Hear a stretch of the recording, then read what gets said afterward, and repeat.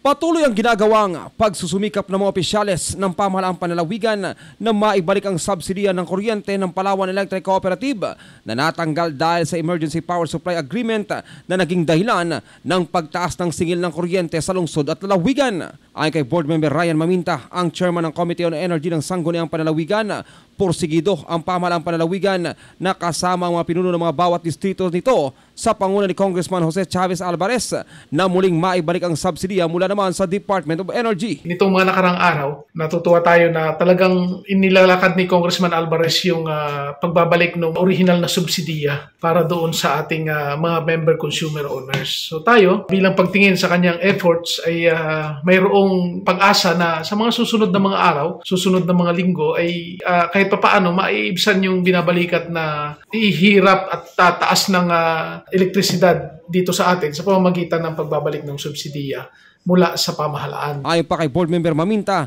ang tanging makapagbibigay lamang umano ng solusyon dito ay ang mismong opisina ng Department of Energy. Tanging makakabigay lang ng solusyon, makakapagbigay lang ng kautusan para ibalik yan kung anumang forma, transition power supply o emergency power supply ay yung Department of Energy. Sa pamamagitan umano ng mga ginawang pakikipag-usap ni Congressman Jose Chavez Alvarez sa mga kinaukulan ay malaki ang pag-asa ng bawat Palawenyo na maibalik ang nawalang subsidiya ng kuryente. Itong nakarang araw nanggaling si Congressman Alvarez doon kay Secretary Lutilia. At ang binabanggit ay punong-puno ng positibong pagtugon na maibabalik ito. Ang kailangan lang ay magkaroon na ng formal na kautusan o anumang kalatas na solusyon, kasama ang solusyon na ibibigay at ilalahad ng Department of Energy. Matatanda ang hindi tumigil ang Committee on Energy kapwa ng Sangguniang Panlungsod sa pamumuno ni Councilor Elgin Robert Damasco at ng Sangguniang Panlalawigan sa pamamagitan naman ni Board Member Ryan Maminta na talakayin ang iba't ibang usapin at solusyon para sa problema ng elektrisidad sa lalawigan at lungsod.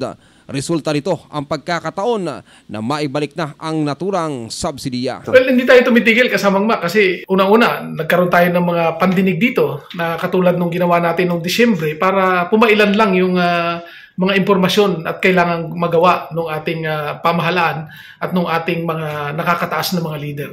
Sa katunayan, yung mga pagtugon na ito na ginawa ay sa tingin ko, maliban sa personal na pagnanais ng ating mga leader sa Kongreso, katulad ni Congressman Alvarez, ay nakita nila yung mga resulta at produkto ng ating mga pandinig, pakikipag-usap para mabigyan ng solusyon yung taas ng kuryente sa pamamagitan ng pagbabalik ng subsidiya. MacArthur Asotilia, Basta Radio, ibandera mo.